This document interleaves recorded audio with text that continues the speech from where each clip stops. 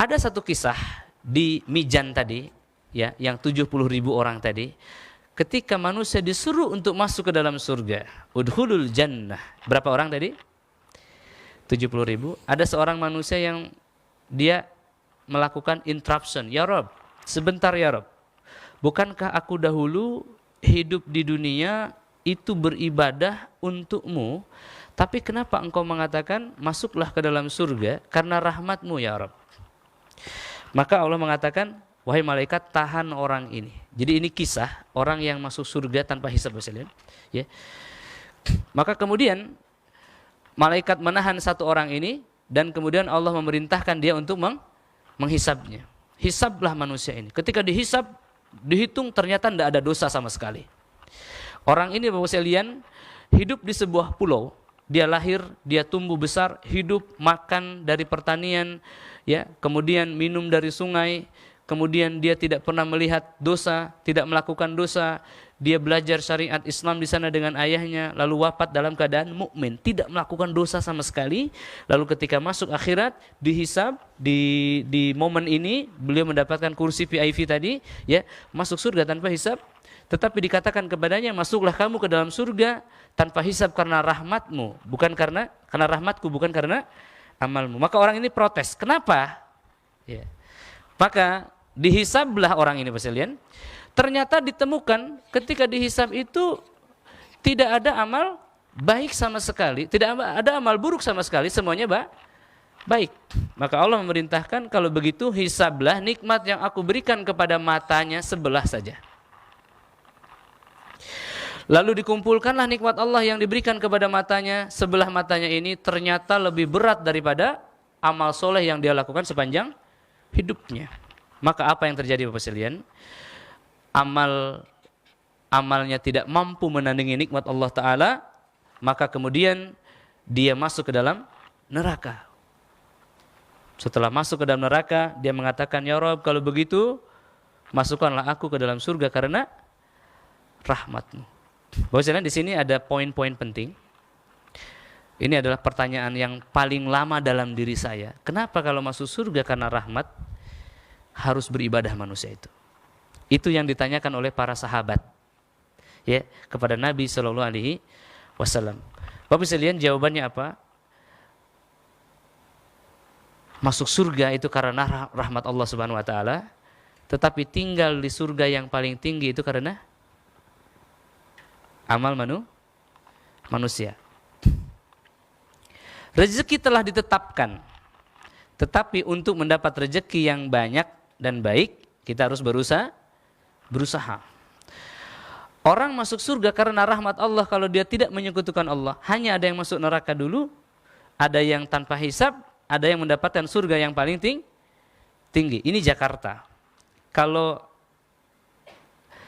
tinggal di Jakarta itu enaknya kira-kira di pinggirannya atau di Presiden Suite-nya? Yang paling prestigious, di emperan Kali Ciliwung atau di Presiden Suite Ritz-Carlton misalkan. Menurut Bapak Ibu, mana yang enak? Enak di suite room atau di pinggir kali? Surga itu begitu, ada emperannya. Ada yang paling miskin di surga itu mendapatkan 10 kali lipat kekayaan dunia. Yang paling tinggi surga Firdaus bisa bertemu dengan Allah Subhanahu wa Ta'ala dan para nabi. Maka sudahkah kita mempersiapkan itu? Persiapannya di mana? Persiapannya di sebuah planet yang bernama dunia. Nah ini Bapak sekalian, maka orang-orang yang sukses, orang-orang yang berhasil memahami kehidupan ini, dia akan bersegera meninggalkan dunia ini dan dia akan memikirkan kehidupan yang teramat panjang ini. Inilah yang disebut sebagai hijrah, berubahnya direction seseorang. Adapun dunia ini sekedarnya, sewajarnya, dan dijadikanlah dunia untuk menggapai kehidupan akhirat yang luas dan kekal. Ya, entry point tadi kematian dan setelah kematian. Kita harus lebih memikirkan hal-hal yang akan terjadi setelah kematian daripada kematian itu sendiri dan kehidupan yang sementara ini. Maka orang-orang yang cerdas, kata ulama, adalah orang yang bisa menjadikan usia amalnya lebih panjang daripada usia hidupnya. Bisa jadi usianya 60 tahun, tapi amal solehnya 600 tahun. Ada nggak yang begitu? Usia Utsman bin Khattab, ya, Utsman bin Affan radhiyallahu an itu adalah sekitar tidak sampai 70 tahun usia lihat. Ya. Usianya sama dengan manusia-manusia yang lainnya, tetapi usia amalnya sampai hari ini masih mengalir. Utsman bin Affan radhiyallahu an pernah membeli sumur dari seorang Yahudi, ya, dan sumur itu sampai hari ini masih mengalirkan air dan mengalirkan pahala dan keberkahan ke kuburnya Utsman bin Affan radhiyallahu an.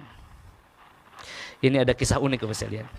Ya, suatu hari di Madinah itu kekeringan, dan kemudian di sana ada satu sumur yang tidak kering milik Yahudi.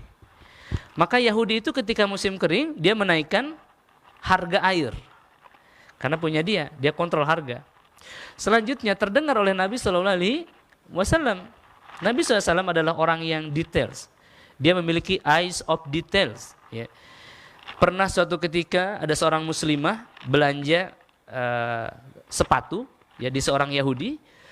Kemudian ketika belanja itu hijabnya diikat oleh seorang Yahudi itu ke sebuah tiang.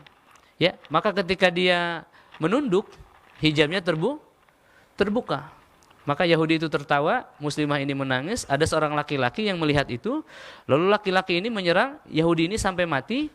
Ya, apa yang terjadi Bapak sekalian? Laki-laki ini juga dibunuh. Apa yang terjadi dengan Rasulullah SAW? Ketika kabar ini terdengar, Rasulullah SAW menggerakkan 700 laki-laki untuk memerangi Yahudi itu satu kampung, sehingga mereka keluar dari tanah itu. Luar biasa ya, gara-gara tali sepatu. Ada seseorang yang menjual air dengan harga yang tinggi, maka Rasulullah SAW mengatakan, wahai sahabat-sahabatku, siapakah yang ingin membeli sumur itu dan surga adalah untuknya. Mendengar surga, ya. Kemudian Utsman bin Affan berdiri, saya Rasulullah, saya akan beli sumur itu berapapun harganya. Ya, maka kemudian Utsman bin Affan mendekati Yahudi itu di kampungnya dan dia mengatakan, wahai Yahudi, saya mendengar kamu menjual sumur, menjual air ini sangat mahal. Boleh enggak sumur itu saya beli? Utsman bin Affan seorang konglomerat dan diplomat. Ya. Maka kemudian apa yang dikatakan? Yahudi itu menjualnya apa tidak? Yahudi bilang tidak, ini adalah sumur kehidupan, tidak akan kering dari masa ke masa dan ini kehidupan saya. Maka kata Utsman bin Affan yang diplomat ini mengatakan, bagaimana kalau saya beli setengah? Setengah saja saya beli. Hari ini saya, besok kamu dapat cash keras nih. Ya, besok juga dapat bisnis. Maka kata Yahudi, oh boleh kalau begitu. Disebutkanlah harganya. Oke. Bapak sekalian, kemudian setelah dibeli setengah oleh Utsman, setengah lagi milik Yahudi, Yahudi itu kemudian menerapkan diskon. Orang Madinah hari ini diskon, silahkan, ya, diskon 50%, silahkan ambil airnya, ya. Kemudian besoknya Utsman mengatakan diskon 0 rupiah, wahai kaum muslimin, ini bagi kalian hari ini gratis sumur ini, 0 rupiah. Bagaimana kira-kira orang Madinah ikut kemana itu? Tidak hanya orang Muslim, orang Yahudi pun ambil sumur di hari bagian Utsman. Maka Yahudi ini keki, kalah strategi. Akhirnya apa? Dijualah setengahnya lagi bersama kebunnya. Hari ini areal itu telah berubah menjadi kebun kurma yang sangat luas. Kebun yang sangat luas, dan di Madinah di Ring 1 Nabawi itu ada gedung yang tinggi yang sedang dibangun. Di situ ada tulisan, ini adalah gedungnya Utsman bin Affan. The building of Utsman bin Affan radhiyallahu an. Di Makkah ada rekening tertua. Di Jazirah Arab, di Saudi Arabia ada rekening tertua milik pemerintah Saudi atas nama Utsman bin Affan. Cerdasna. Usianya hanya 70 tahun, tetapi amal solehnya mengalir sampai 1400 tahun. Bapak sekalian, Nabi SAW mengatakan ketika seseorang itu wafat, ketika seseorang itu mati, ketika ruh dan jasad itu terpisah, maka selesailah seluruh urusan, terputuslah seluruh urusan kecuali 3 hal. Yang pertama adalah ilmu yang bermanfaat, ilmu yang diajarkan dan diamalkan. Ya, orang mengajari anaknya Al-Fatihah. Setelah anaknya besar, dewasa, dia baca Al-Fatihah sehari berapa kali? Minimum 17 kali. Al-Fatihah itu ada 900 huruf lebih. Satu hurufnya adalah dikali 10 kebaikan dan keberkahan. Bayangkan, ibu yang cerdas akan ngajarin anaknya Al-Fatihah, tidak akan diberikan anaknya kepada orang lain karena pahalanya akan lari kepada orang lain. Itu ilmu yang bermanfaat. Kemudian yang kedua, sedekatun jariyah, sedekah yang mengandung jariyah. Ada 7, bisa lihat. Membangun sumur, mengalirkan air, membangun masjid, menanam kurma, membagikan mushaf Al-Quran, memiliki ilmu yang bermanfaat, dan anak soleh yang mendoakan. Adakah target itu di dalam diri kita? Jika itu tidak ada, maka Bapak dan Ibu sekalian, apa yang sedang kita pikirkan selama ini, itu adalah sesuatu yang keliru dan akan membuat kita marah, kecewa, dan sedih. Ya, ini adalah yang disebut hijrah. Apa itu hijrah?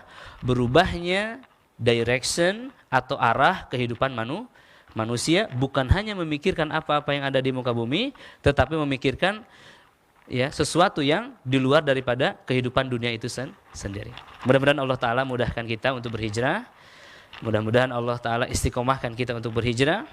Semoga Allah Ta'ala memberikan kepada kita nikmat ruhani dan jasmaninya berupa ketaatan, kesabaran, keistiqomahan, ketawakalan, dan kecintaan terhadap negeri akhirat yang luas dan kekal. Amin. Ya, Bapak sekalian, ya, baik.